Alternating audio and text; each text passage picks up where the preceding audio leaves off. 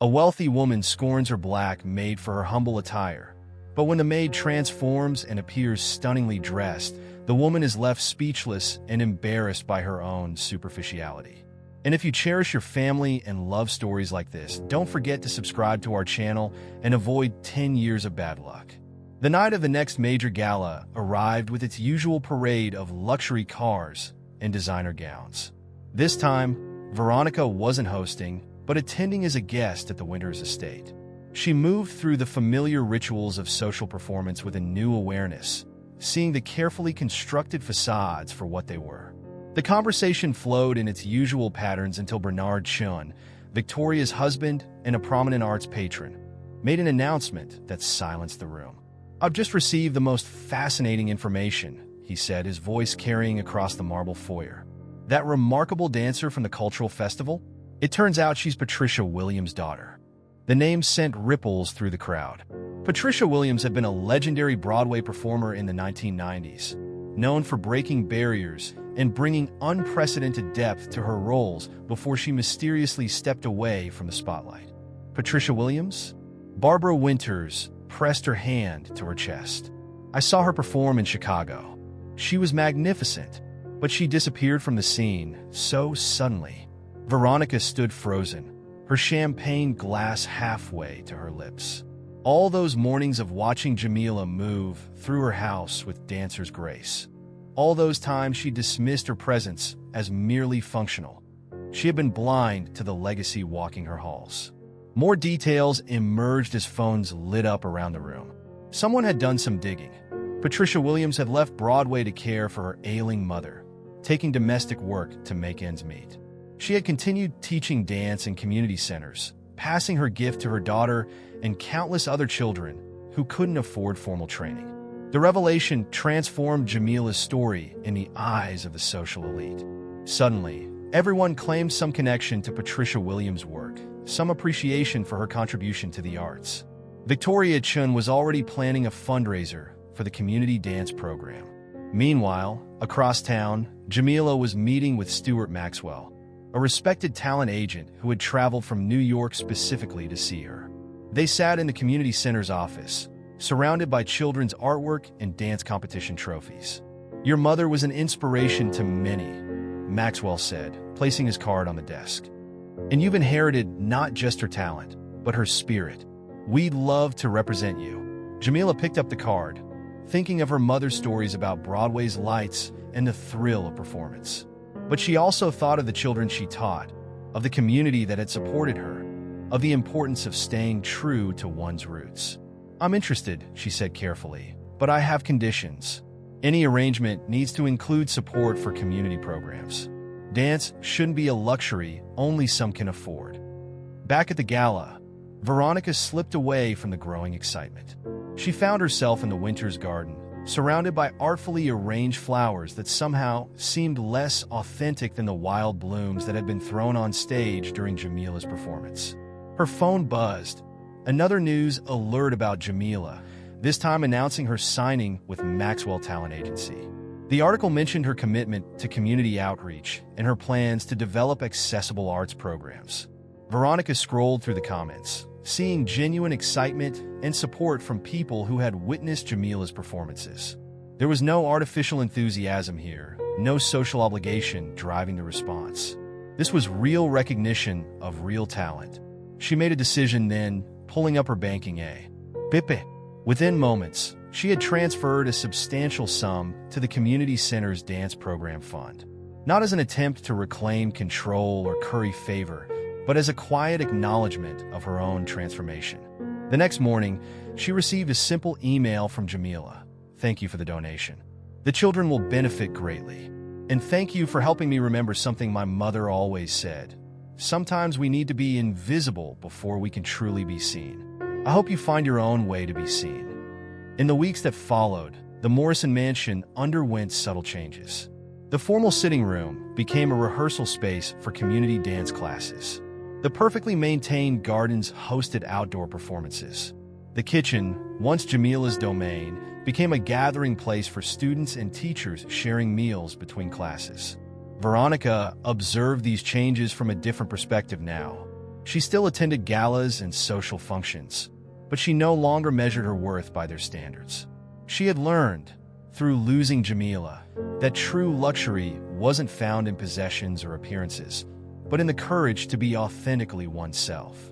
One evening, as the sun set over her transformed home, Veronica watched a group of young dancers practice in what had once been her formal dining room.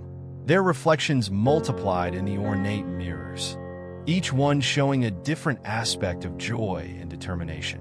Among them, she caught sight of her own reflection, no longer the perfect socialite, but something more complex and real.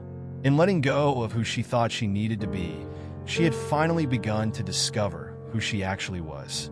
And somewhere across the city, Jamila prepared for her first professional performance, her mother's Broadway playbill framed on her dressing room wall. She had become visible not by demanding to be seen, but by being unshakably herself. In the end, that had been the greatest luxury of all. The exclusive boutique on Rodeo Drive had been closed for Veronica's private appointment. Her personal stylist, Antoine, circled her like an artist examining his canvas, occasionally stopping to adjust the drape of fabric across her shoulders.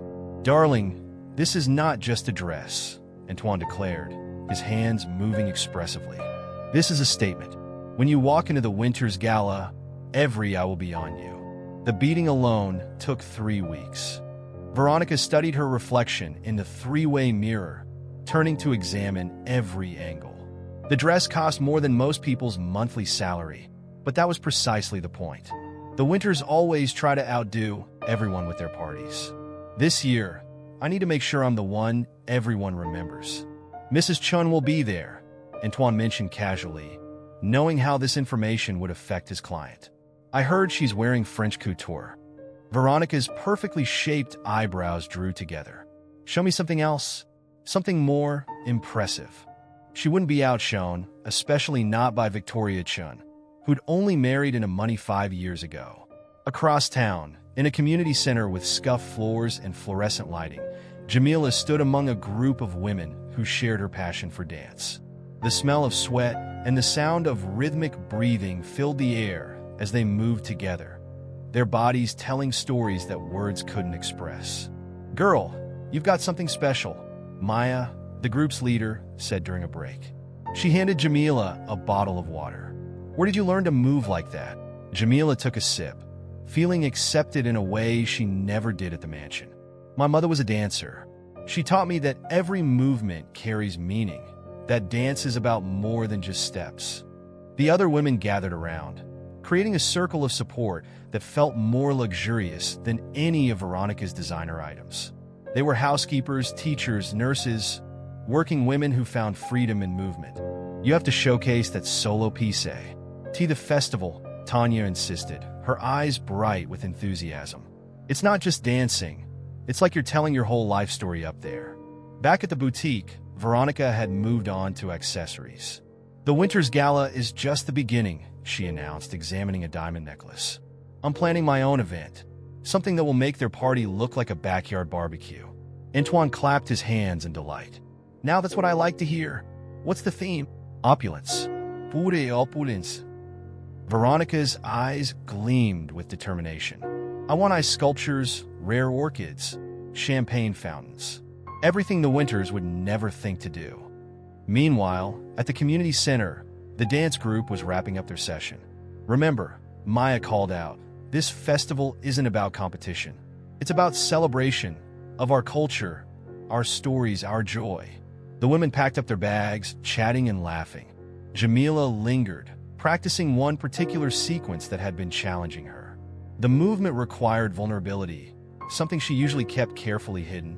"You're holding back," Maya observed, staying behind to watch. "What are you afraid of?" Jamila paused, considering the question. "At work, I have to make myself small, invisible. Dancing like this, it feels like being seen, really seen." Maya placed a hand on her shoulder. "Maybe it's time to be seen." As Veronica finalized her purchases, the dress, the jewelry, the custom-dyed shoes, she was already mentally calculating the impact each item would have. Success wasn't just about wearing expensive things. It was about wearing the right expensive things in the right way at the right time. I want everyone talking about my party for months, she declared. I want them to feel small in comparison. The irony was lost on her.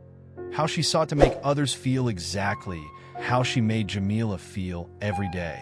As she left the boutique, arms laden with shopping bags, her phone buzzed with messages from other socialites, all seeking details about her upcoming event. In the community center's parking lot, Jamila received a different kind of message.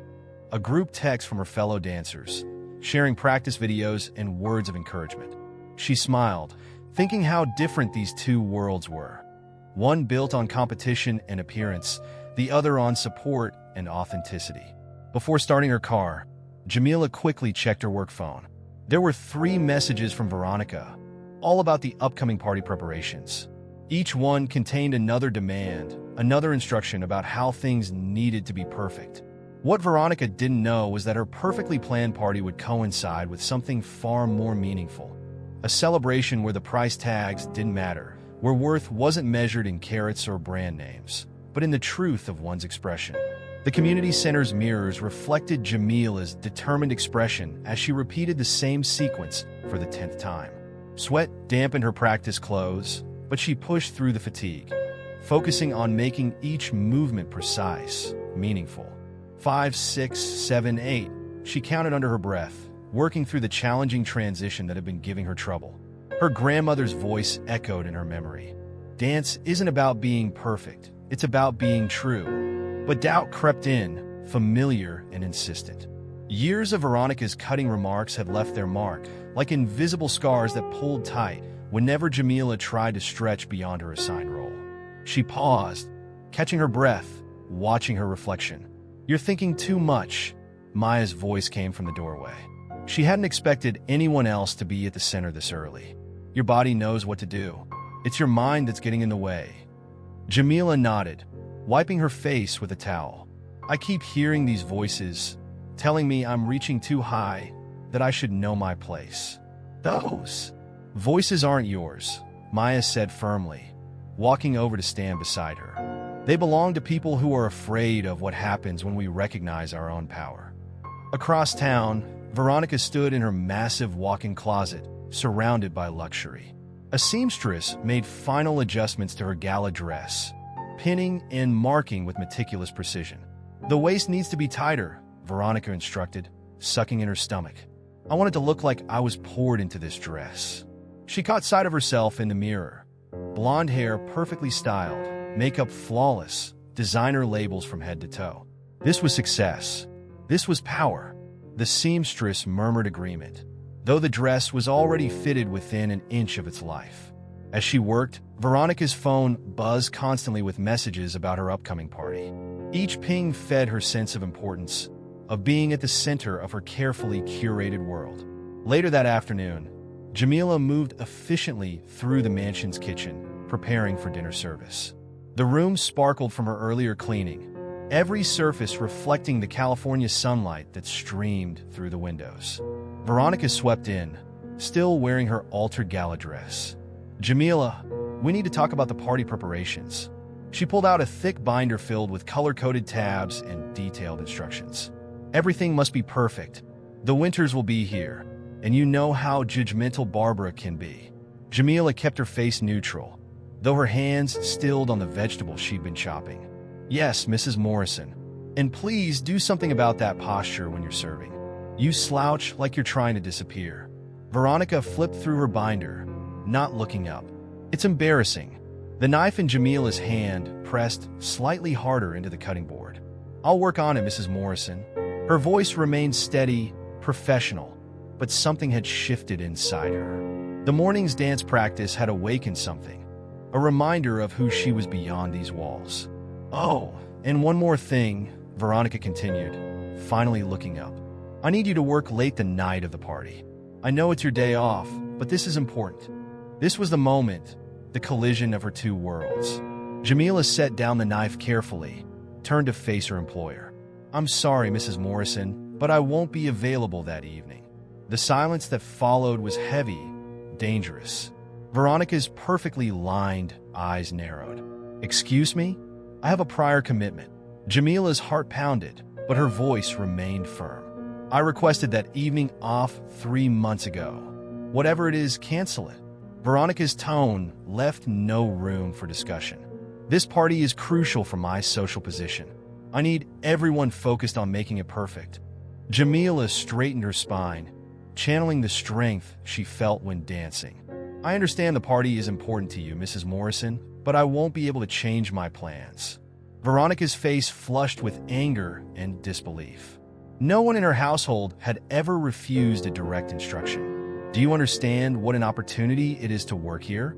How many people would kill for your position? I understand exactly what this position is, Jamila replied, her voice quiet but clear. And I also understand what it isn't. The tension in the kitchen could have been cut with a knife lying on the cutting board. Veronica stared at her housekeeper as if seeing her for the first time, and perhaps she was. This wasn't the quiet, compliant Jamila she was used to. We'll discuss this later, Veronica finally said, her voice tight with controlled fury. She turned and left the kitchen, her designer heels clicking against the marble floors. Alone again, Jamila returned to her cooking, her movements precise and graceful as always. But now they carried something else, the same energy she brought to her dancing. Each motion was an affirmation. I am here. I am visible. I'm at. In her office, Veronica sat at her desk, seething. Her perfectly planned world was showing cracks, and she didn't know how to patch them. She pulled up the staff agency's number on her phone, then stopped. Good help was hard to find, and Jamila was the best housekeeper she'd ever had. But more than that, something about the interaction haunted her. The quiet dignity in Jamila's refusal, the sense that she was suddenly dealing with an equal rather than an employee. The Morrison mansion glowed like a jewel against the darkening California sky. Luxury cars lined the circular driveway, their occupants emerging in a parade of designer labels and glittering jewelry. Each arrival was a calculated entrance, an opportunity to be seen and assessed by the elite of Beverly Hills. Veronica stood in the grand foyer, resplendent in her custom gown. The fabric caught the light from the crystal chandelier, sending tiny reflections dancing across the marble floors. She'd hired additional staff for the evening, unable to fully trust Jamila after their confrontation in the kitchen. Darling, this is absolutely magnificent. Barbara Winters gushed, air-kissing Veronica's cheeks. Those ice sculptures must have cost a fortune. Nothing but the best, Veronica replied smoothly, though her eyes kept darting to the service entrance, checking on the replacement staff. They were competent, but didn't anticipate needs the way Jamila did. The champagne is from a private French vineyard. Only 3 cases made it to the States. Across town, in a modest apartment bathroom, Jamila stood before a mirror that was nothing like the floor-to-ceiling ones in Veronica's dressing room. She carefully applied her makeup, not to disappear as she did at work, but to be seen. Her costume, laid out on the bed, was a fusion of traditional African patterns and modern design, each element chosen with purpose. Her phone buzzed with encouraging messages from her dance group. Maya had sent a video of their last rehearsal with the caption, "You're ready. Time to show them who you really are." Back at the mansion, Victoria Chun made her entrance, wearing what was clearly this season's most exclusive designer piece. Veronica felt a familiar twist in her stomach, the constant need to compare, to compete, to win at this endless game of social chess. "The orchids are divine," Victoria commented, her smile not quite reaching her eyes. "Almost as lovely as the ones at my daughter's wedding last month. Though, of course, those were even rarer specimens." Veronica's grip tightened on her champagne flute. "How wonderful. Though I must say, these were specially cultivated for tonight's event. They're actually a new hybrid, named after me." The lie slipped out easily, another move in their ongoing match. In her apartment, Jamila began the process of getting into her costume. Each piece had been carefully selected or made by hand. The fabric whispered against her skin, nothing like the stiff uniform she wore at work. She thought of her mother, who had taught her that clothing could be armor or wings. It all depended on how you wore it. Her phone rang, Veronica's number. She let it go to voicemail. The gala was in full swing now. Veronica moved through the crowds like a conductor, orchestrating conversations, making introductions, ensuring everyone noticed the details she'd spent months planning. But something felt off. The practiced laughs, the strategic compliments, the careful positioning. It all seemed suddenly hollow. "Your new housekeeper seems a bit lost," Barbara Winters commented, watching one of the replacement staff struggle with a tray of hors d'oeuvres. "What happened to the other one? She was so efficient." "Jamila had other commitments," Veronica replied stiffly. "Though I hardly see how household staff is appropriate dinner conversation." In the community center's dressing room, Jamila sat quietly, centering herself. Around her, other performers, prepared for their moments on stage, but she remained still, focusing on her breathing. The nervous energy that threatened to overwhelm her slowly transformed into something else. Anticipation, excitement, pride. "5 minutes," called the stage manager. At the mansion, a waiter dropped a tray of glasses, the crash drawing gasps from nearby guests. Veronica felt her carefully constructed perfection beginning to fray at the edges. She found herself missing Jamila's quiet competence, her ability to handle any situation with grace. "I heard the most fascinating thing," Victoria Chin said to no one in particular, but loud enough for Veronica to hear. "Apparently, there's this amazing cultural festival happening tonight. Some of my friends chose to go there instead. Can you imagine? Choosing some community event over this." Veronica's perfect smile stayed fixed in place, but something shifted in her expression. For the first time, she wondered what exactly Jamila's prior commitment was. In the wings of the community center's stage, Jamila closed her eyes, feeling the vibrations of the music through the floor. Her grandmother had always said that before a performance, you should let your ancestors dance through you. Tonight, she felt them all. Her mother, her grandmother, generations of strong women who had refused to be invisible. The stage manager touched her shoulder. "You're up next." Back at the gala, Veronica found herself standing alone for a moment, surrounded by the opulence she created. Everything was perfect: the flowers, the lighting, the music, the food. So, why did it all feel so empty? Her phone buzzed. One of her social media followers had tagged her in a post about the cultural festival. The image showed a crowd of people, their faces alive with genuine joy and anticipation. It looked nothing like her carefully curated gathering. As Jamila stepped onto the stage, the lights finding her like a revelation, Veronica stood in her mansion, suddenly aware of the difference between being looked at and being seen. The community center stage wasn't grand by any measure, but under the lights, Jamila transformed it into something sacred. Her movements began slowly, deliberately, each gesture carrying the weight of generations. The traditional patterns of her costume caught the light, creating a kaleidoscope of colors that seemed to pulse with her heartbeat. The audience leaned forward in their seats, drawn in by the story her body was telling. This wasn't just dance, it was testimony. Each turn spoke of dignity maintained in the face of dismissal. Each leap a declaration of worth that couldn't be diminished by anyone's judgment. Maya stood in the wings, tears in her eyes. She'd watched Jamila practice for months, but this was different. Gone was the woman who made herself small, who apologized for taking up space. In her place was an artist claiming her power, her heritage, her voice. Meanwhile, at the Morrison mansion, the first whispers began to circulate among the guests.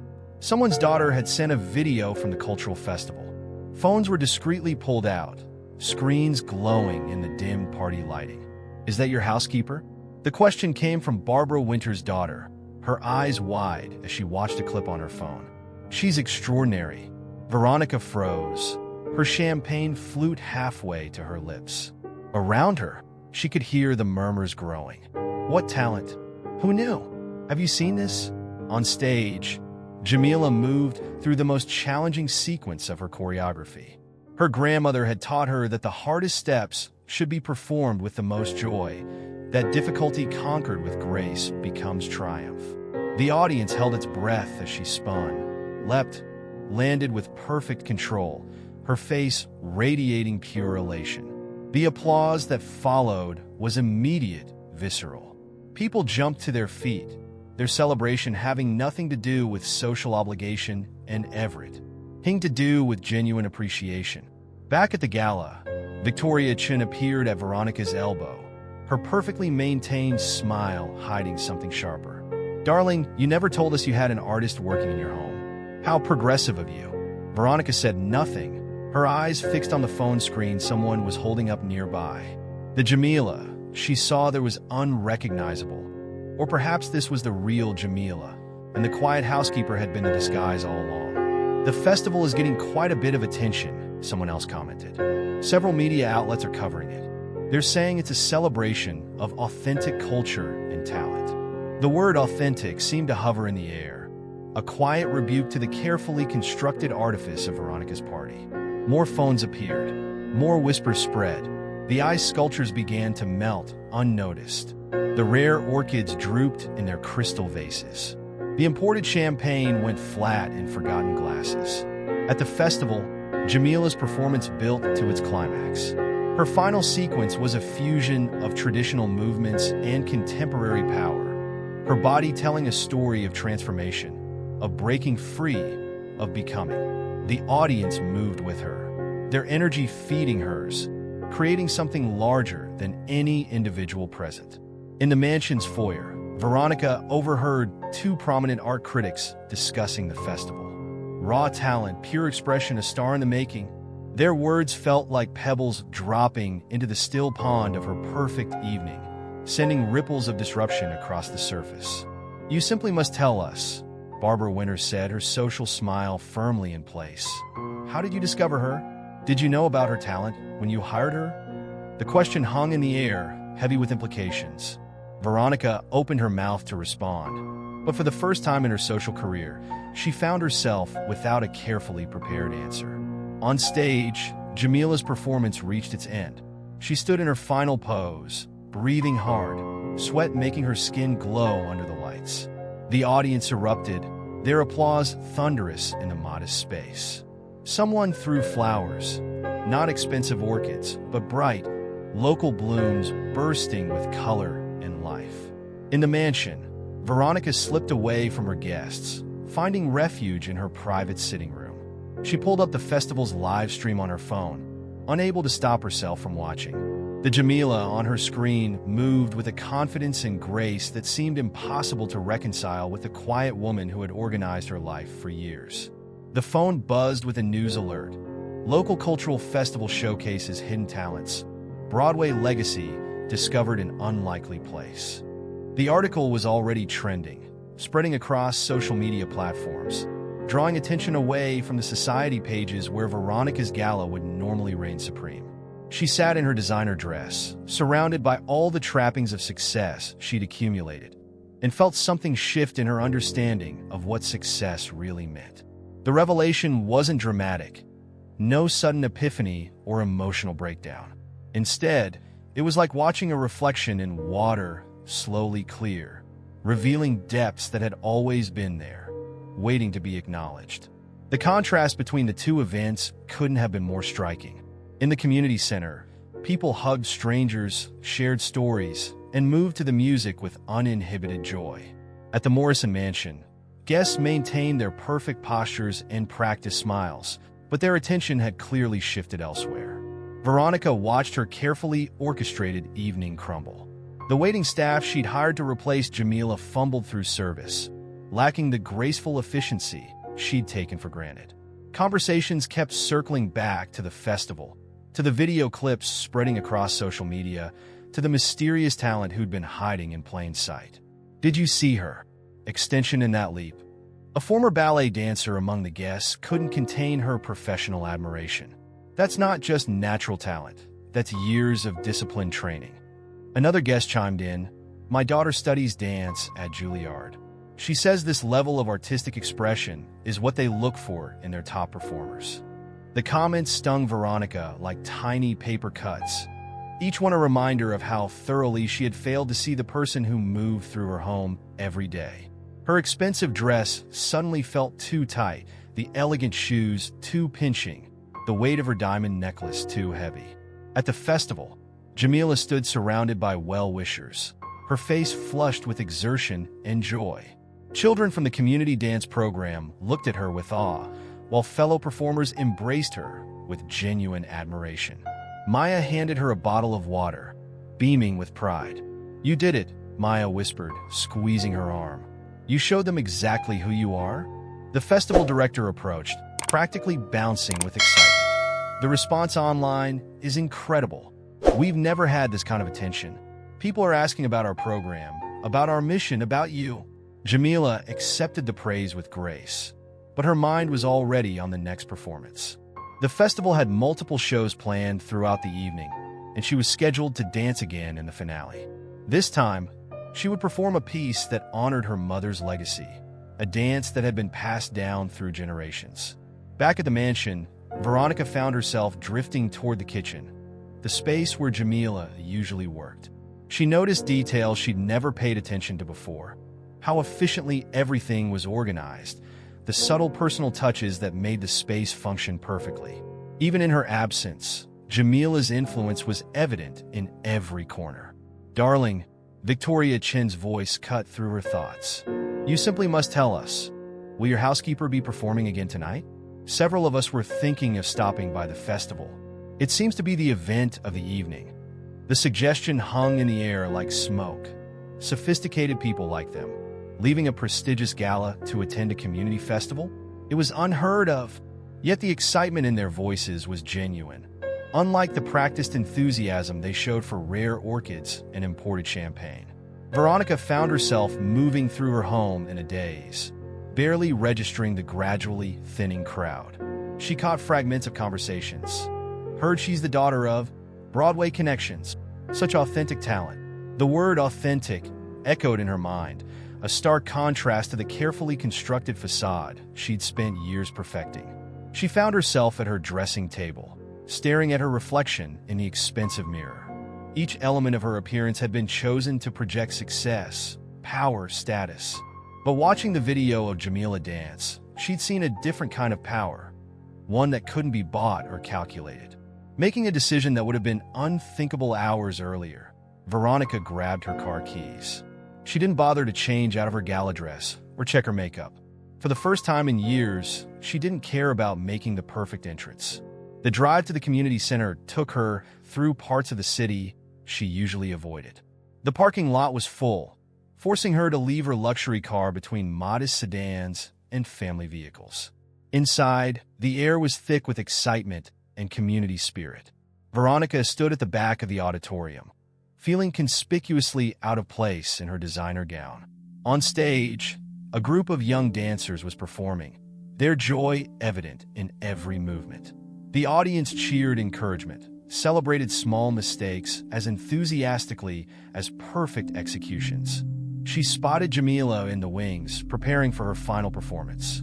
Even from a distance, she could see transformation. This wasn't her housekeeper. This was an artist about to share her gift with the world. The realization made Veronica feel small in a way that had nothing to do with social status.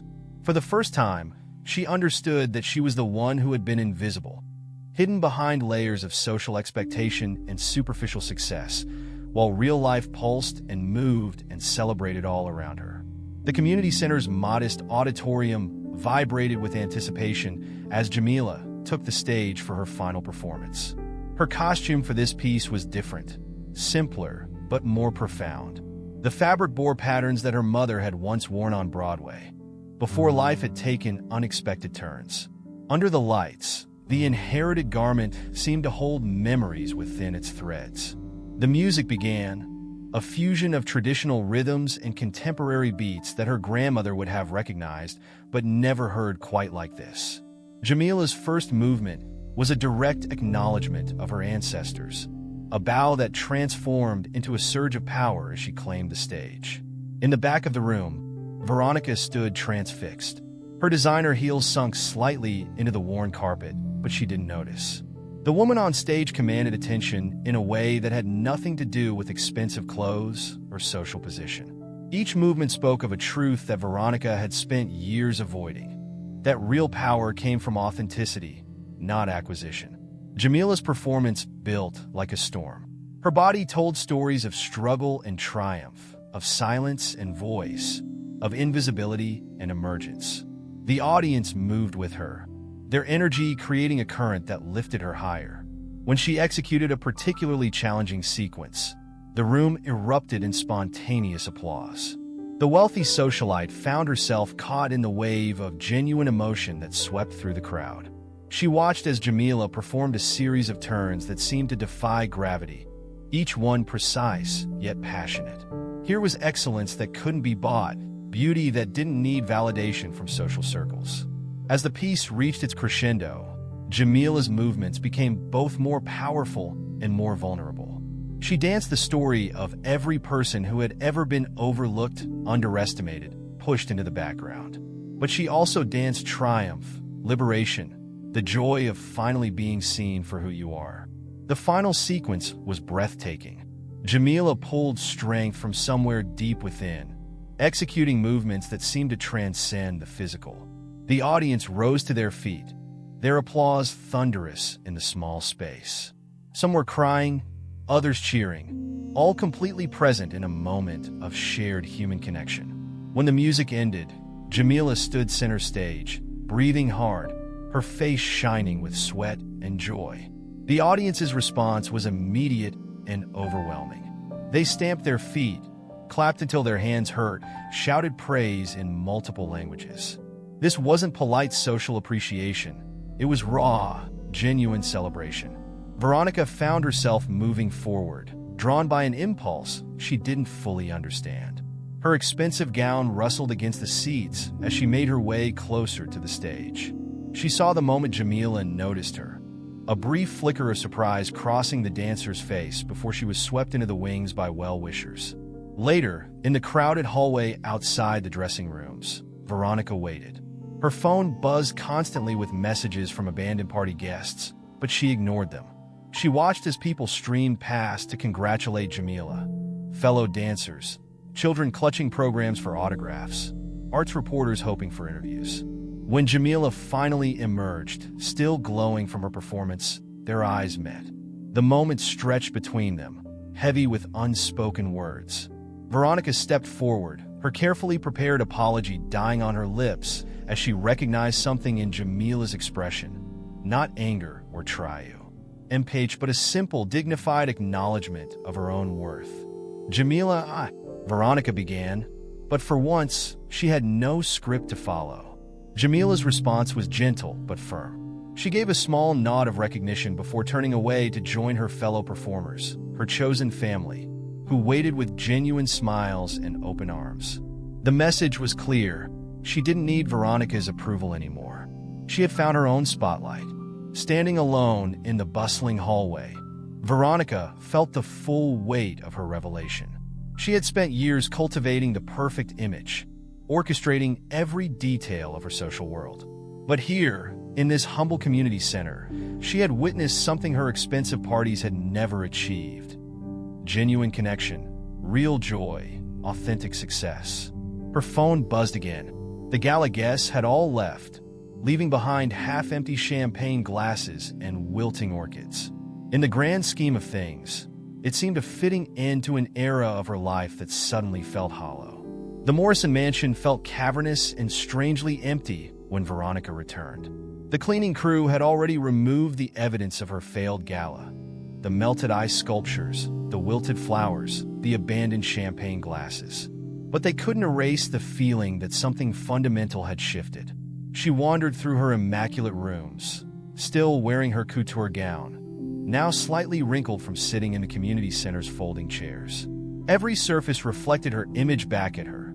The mirrors, the polished marble, the floor-to-ceiling windows. For the first time, she really looked at herself, seeing what others must see. A woman armored in designer labels and social expectations. Her phone wouldn't stop buzzing. The society pages were already publishing their coverage of the evening, but not in the way she'd planned. Elite gala upstaged by community festival, hidden talent discovered. Broadway legacy lives on social event of the season takes unexpected turn. She clicked on one of the articles, scrolling past descriptions of her own party to read about Jamila's performance.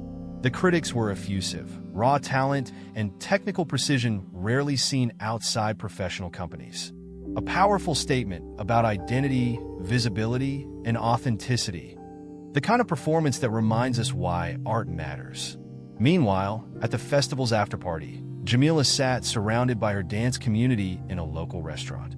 The tables were crowded with shared plates of food, the air filled with laughter and genuine conversation. Someone had brought a portable speaker, and impromptu dance circles kept forming between the tables. Did you see this? Maya passed her phone around, showing yet another glowing review. They're calling you a revelation in the dance world. Girl, you're trending. Jamila smiled, but her focus was on the young girls from the community dance program who sat nearby, watching her with shining eyes. She recognized that look, the same one she'd had when watching her mother dance, before life had forced her to set those dreams aside. Back at the mansion, Veronica stood in front of her vanity mirror, slowly removing her expensive jewelry. Each piece had been carefully chosen to communicate status and wealth. She placed them in their velvet boxes, remembering how she critiqued Jamila's appearance that morning. Was it only this morning? It felt like a lifetime ago. Her reflection stared back at her, perfectly made up but somehow incomplete. She began to remove her makeup, layer by layer, watching as the carefully constructed facade came off. Without it, she looked younger, more vulnerable, more real. Across town, the celebration continued. A video of Jamila's performance had gone viral, drawing comments and shares from dance enthusiasts around the world. But more importantly, the local community had embraced her success as their own. Parents asked about dance classes for their children. Young people talked about pursuing their own dreams. You've started something, Maya told her, squeezing her hand. This isn't just about dance anymore. It's about showing people what's possible. In her empty house, Veronica found herself in the kitchen, Jamila's domain. Everything was meticulously organized, every surface spotless. She opened a drawer, finding the utensils arranged with perfect precision. Another drawer revealed carefully labeled spice containers. Even in this mundane space, Jamila had created her own kind of art. Her phone buzzed again. Victoria Chun had posted about the unexpected cultural experience of the evening, tagging all the right people, positioning herself as someone who appreciated authentic talent. The social machinery was already adapting, incorporating this new development into its narrative. But Veronica wasn't interested in the social media response anymore. She sat at her kitchen island, still in her rumpled designer dress, and really looked at the space around her. How many mornings had she swept through here, issuing orders, barely seeing the person who managed every detail of her life? She caught her reflection in the polished surface of a copper pot. The image was distorted, wavering, unclear, much like her understanding of herself in this moment. The carefully constructed world she'd built seemed to be dissolving around her, revealing something both frightening and potentially liberating beneath. In the restaurant, someone started playing a traditional African song. Jamila recognized it, one her grandmother used to sing. Without hesitation, she joined the dance circle that formed, moving with pure joy, no thought of technique or audience or reputation. Around her, people clapped and sang, their celebration having nothing to do with status or social position. The contrast between the two scenes could not have been starker. One woman sitting alone in her perfect kitchen, questioning everything she'd built her life around, while another celebrated with her community, finally free to be fully herself. The following days brought a strange new rhythm to the Morrison mansion. Jamila hadn't returned to work, sending a formal email requesting her accumulated vacation days. The replacement staff moved through the house efficiently enough, but the space felt different, less alive, less harmonious. Veronica found herself haunting the community center, arriving at odd hours to watch dance classes through the windows. She saw Jamila there sometimes, working with young students, her movements fluid and confident as she demonstrated techniques. The children watched her with rapt attention, seeing in her what Veronica had failed to see for years. During one such visit, she gathered her courage and walked inside, her Louboutins clicking against the worn linoleum. The sound drew attention. It was clear she didn't belong here, in her tailored designer outfit amid the practical dance wearing casual clothes. Jamila was helping a young girl with a particular movement sequence. She saw Veronica enter, but didn't acknowledge her, continuing her patient instruction. "Remember," she told the child, Dance isn't about being perfect. It's about being true to who you are. The irony of those words wasn't lost on Veronica. She stood awkwardly at the back of the room, watching the class progress. The atmosphere here was so different from her social gatherings. Warm, supportive, genuine. When students made mistakes, they were met with encouragement rather than judgment. "Can I help you?" Maya approached, her tone polite but protective. She positioned herself between Veronica and the class, a subtle but clear gesture of guardianship. "I was hoping to speak with Jamila," Veronica said, her usual social confidence deserting her. "She's teaching," Maya replied simply. "These kids are preparing for their first recital. It's important." The emphasis on the last word carried weight. This wasn't something that could be interrupted or rescheduled to accommodate a wealthy woman's whims. The power dynamic that Veronica had taken for granted had completely inverted. Meanwhile, Jamila's influence in the community continued to grow. Local arts organizations reached out about partnerships. Dance schools inquired about guest teaching positions. Her viral performance had sparked conversations about accessibility in the arts, about hidden talent in unexpected places, about the importance of authentic representation. "We're starting a scholarship program," Jamila told her students during a break, deliberately speaking loud enough for Veronica to hear, "so that anyone who wants to dance can learn, regardless of their circumstances." The words hit Veronica like physical blows. She thought of all the times she'd treated Jamila as background decoration in her carefully curated life, all the casual dismissals and thoughtless commands. Now Jamila was creating opportunities for others, turning her success into a ladder for those coming after her. Veronica tried again later, catching Jamila in the parking lot after classes ended. "Please," she said, her carefully maintained facade cracking slightly. "I just want to talk." Jamila paused, adjusting her dance bag on her shoulder. The setting sun caught the beads in her hair, the same ones Veronica had once criticized as too ethnic for her household. Now they looked like a crown. "I'm listening," Jamila said, but she didn't move closer. The words Veronica had rehearsed fled her mind. Standing there in the dimming light, she realized that any attempt to reclaim their old dynamic would be futile. The woman before her wasn't seeking her approval or forgiveness. She had transcended the need for either. "Your mother," Veronica finally managed. "She danced on Broadway?" "Yes," Jamila replied, her voice soft but firm. "Before she had to stop performing to care for my grandmother. She cleaned houses to support us, just like I did. But she never stopped dancing.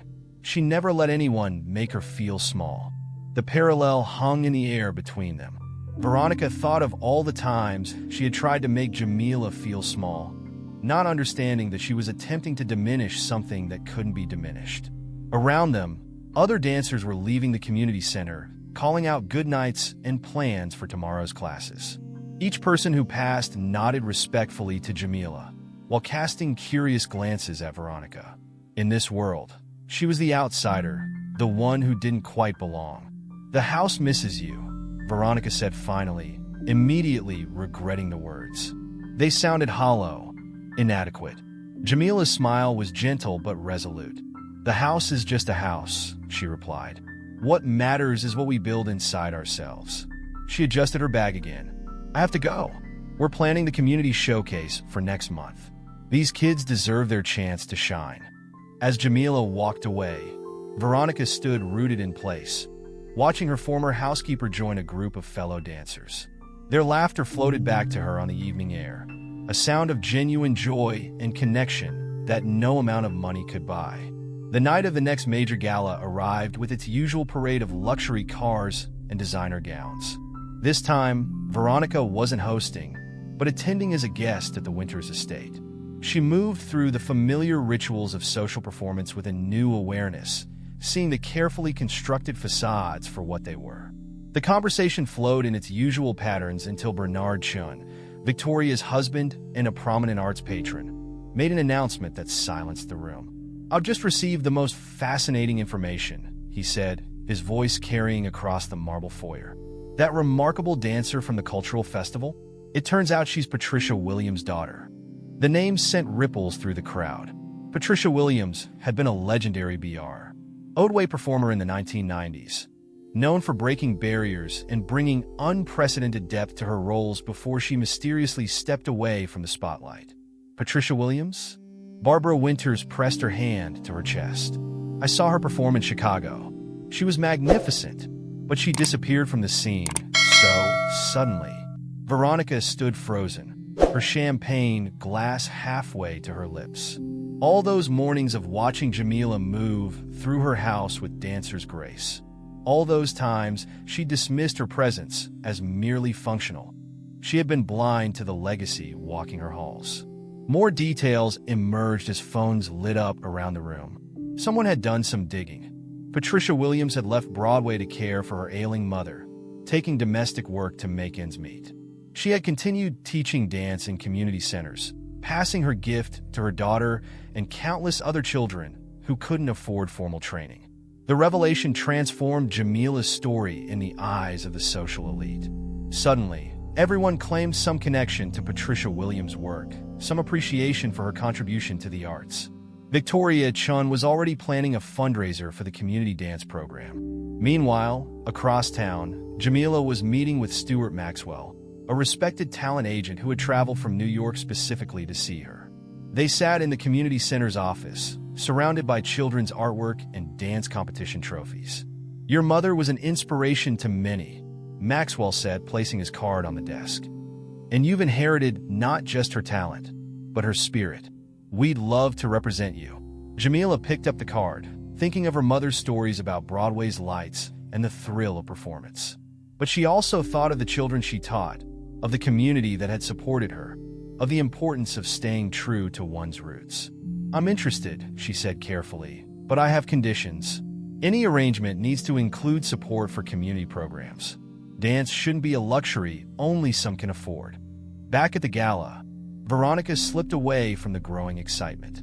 She found herself in the Winters garden, surrounded by artfully arranged flowers that somehow seemed less authentic than the wild blooms that had been thrown on stage during Jamila's performance. Her phone buzzed, another news alert about Jamila, this time announcing her signing with Maxwell Talent Agency. The article mentioned her commitment to community outreach and her plans to develop accessible arts programs. Veronica scrolled through the comments, seeing genuine excitement and support from people who had witnessed Jamila's performances. There was no artificial enthusiasm here, no social obligation driving the response. This was real recognition of real talent. She made a decision, then pulling up her banking app. Within moments, she had transferred a substantial sum to the community center's dance program fund, not as an attempt to reclaim control or curry favor, but as a quiet acknowledgement of her own transformation. The next morning, she received a simple email from Jamila. Thank you for the donation. The children will benefit greatly. And thank you for helping me remember something my mother always said. Sometimes we need to be invisible before we can truly be seen. I hope you find your own way to be seen. In the weeks that followed, the Morrison Mansion underwent subtle changes. The formal sitting room became a rehearsal space for community dance classes. The perfectly maintained gardens hosted outdoor performances. The kitchen, once Jamila's domain, became a gathering place for students and teachers sharing meals between classes. Veronica observed these changes from a different perspective now. She still attended galas and social functions, but she no longer measured her worth by their standards. She had learned, through losing Jamila, that true luxury wasn't found in possessions or appearances, but in the courage to be authentically oneself. One evening, as the sun set over her transformed home, Veronica watched a group of young dancers practice in what had once been her formal dining room. Their reflections multiplied in the ornate mirrors, each one showing a different aspect of joy and determination. Among them, she caught sight of her own reflection, no longer the perfect socialite, but something more complex and real. In letting go of who she thought she needed to be, she had finally begun to discover who she actually was. And somewhere across the city, Jamila prepared for her first professional performance, her mother's Broadway playbill framed on her dressing room wall. She had become visible not by demanding to be seen, but by being unshakably herself. In the end, that had been the greatest luxury of all.